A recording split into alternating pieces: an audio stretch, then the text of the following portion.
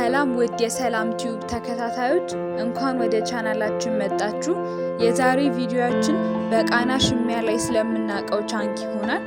ሙሉ ስሙ መህመት ኦዛን ዶሎ ላይ ሲሆን እንደ አውሮፓውያን አቆጣጠር ሜይ 2 1990 አንካራ ቱርክ ውስጥ ተወለደ።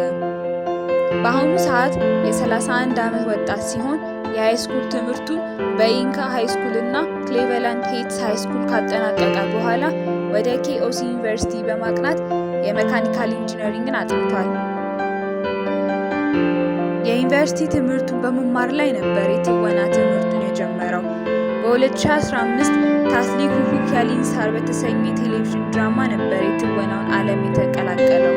በዚህም ድራማ ምርጥ ወጣት ተዋናይ በመባል በአፊፊ አዋርድ ላይ እጩ ሲሆን በኡስቱን አክመን አዋርድ ላይ ደግሞ አሸናፊ ሆኗል።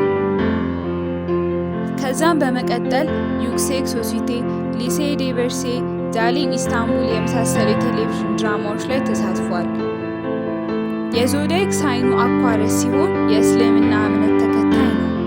ዘፈን መስማት እንዲሁም ሳይክል መንዳት የሚያስደስቱት ሲሆን ይህ ተወዳጅ አርቲስት በኢንስታግራም ላይ ከ1 ሚሊዮን በላይ ተከታዮች ያሉት ሲሆን ማሊሳ ሴኖልሱን ከተባለች የፊልም ተዋናይ ፍቅረኛው እንደነበረች ይነገራል።